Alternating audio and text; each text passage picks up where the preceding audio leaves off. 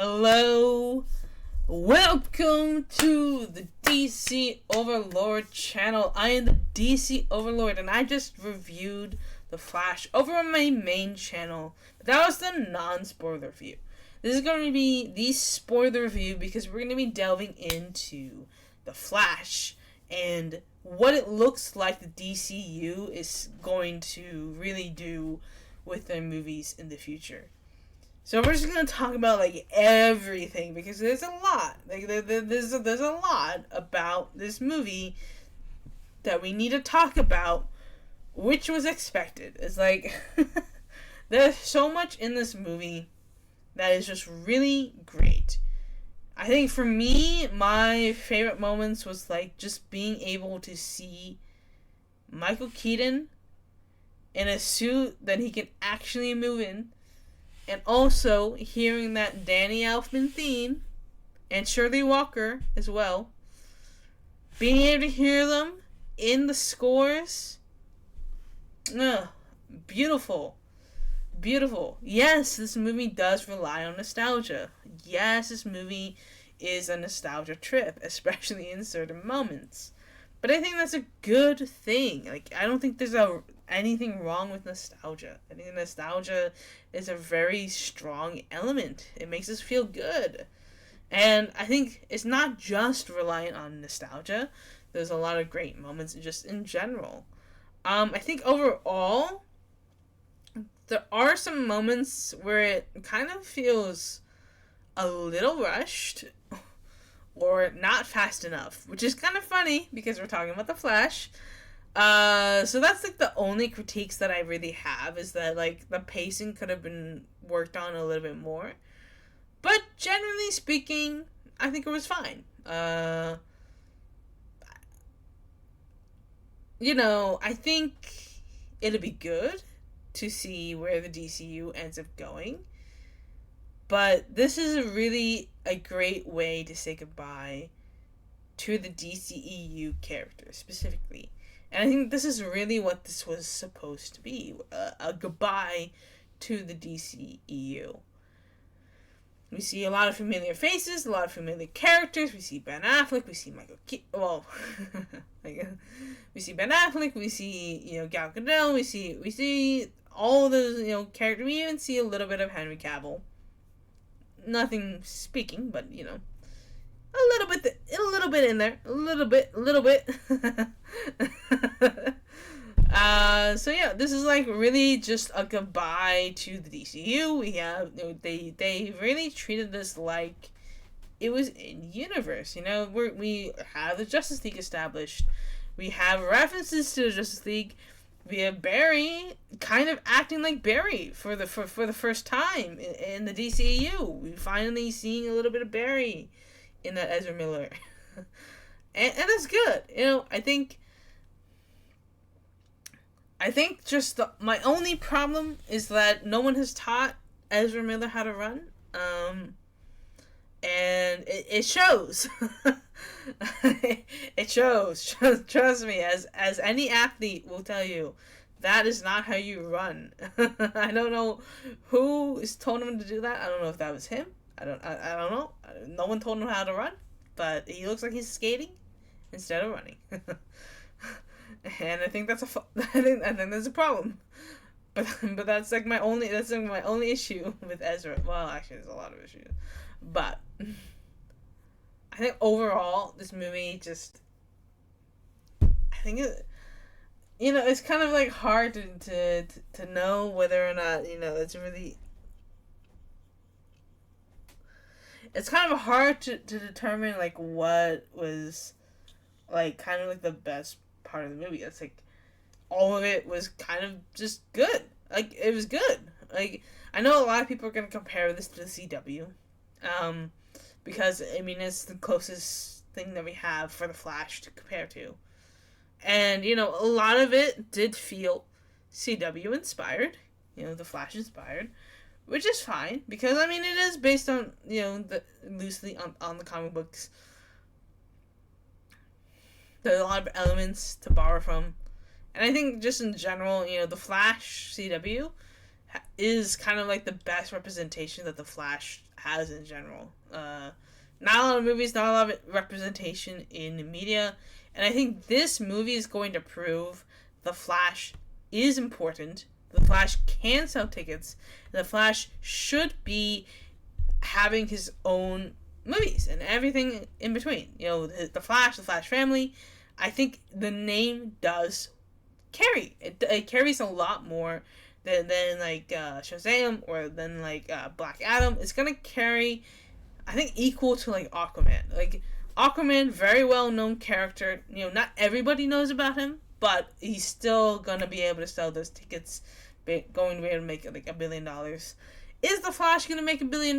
We'll see. I think it depends on the opening weekend trajectories. I also think it depends on how they are calculating the like CinemaCon stuff and the pre-showings, because I know a lot of people went to those.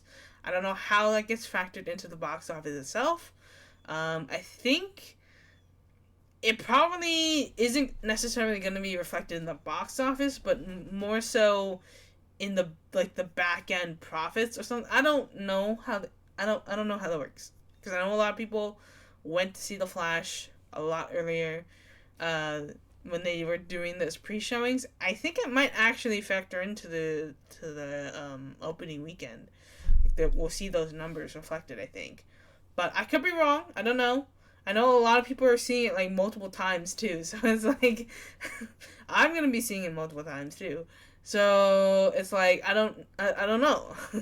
I think The Flash has a very good chance of making $1 billion. But it really depends on the opening weekend sales. I mean, my theater is pretty full. I think it's a really good sign.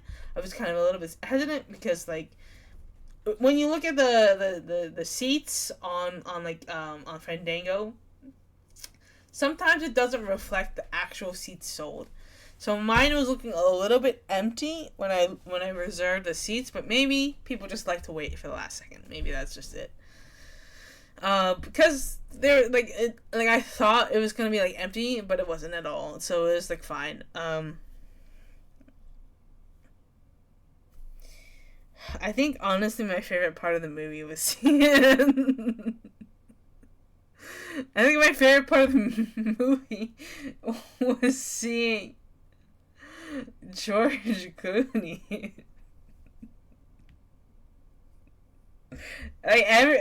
Actually, okay.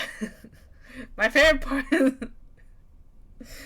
parts of the movie was seeing Nicolas Cage and George Clooney. It was unfortunate to see George Reeve included as well. I think it's complicated, right? Because George Reeve is like one of the first live action Supermen,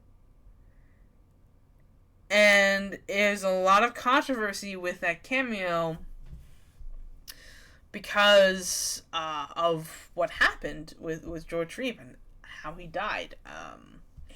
I don't necessarily want to get into it too much, but the TLDR is that George Reeve suffered a lot because he was typecasted, like many of the heroes were, like similar to Adam West, where they're both kind of like typecasted. Well, I like to say tight casted, because after the roles of like Superman and you know and everything in Batman, they weren't really casted, and that caused George Reeve to have depression, and he eventually allegedly took his life. But the thing is, with that case, it wasn't completely resolved, and people don't really know if it was really a self-inflicted crime, if you know what I mean. So it's like that has a lot of controversy there, and I know it's very complicated.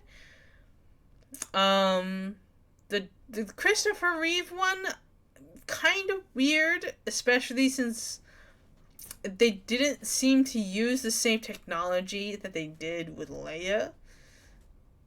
it it did look a little bit AI, or at least a little bit too smooth.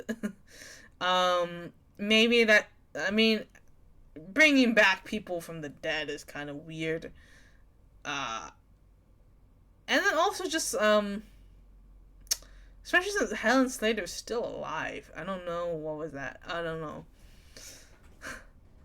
I think it was just like the after effects that was really making it look a little bit weird. I think it was fine. It's just that you could tell that it wasn't real.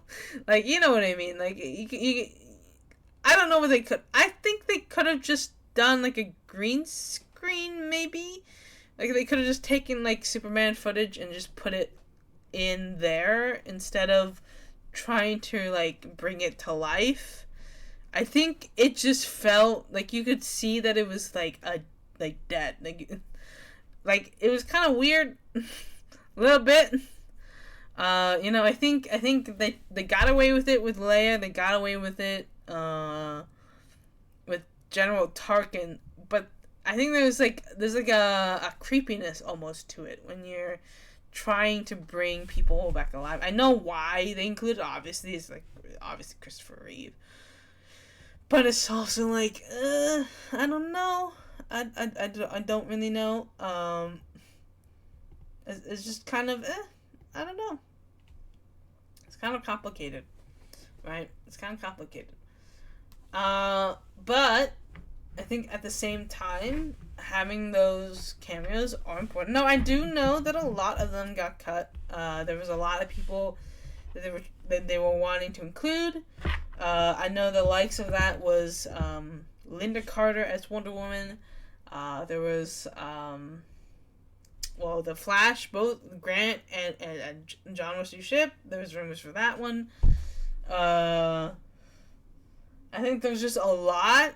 I think they could have possibly done more cameos. I think the thing is, I think maybe they thought it was going to be a little bit like too much. Like, there are some ones that I would have included, and I think with one of the ones that I wish was included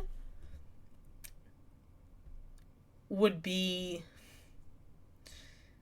Kevin Conroy. Specifically I think you could do it with the Arkham Knight. Because I think if you did it like that, oh my gosh. But I think they were just sticking with movies anyways. So it's like a little bit, I think they were trying to stick with movies.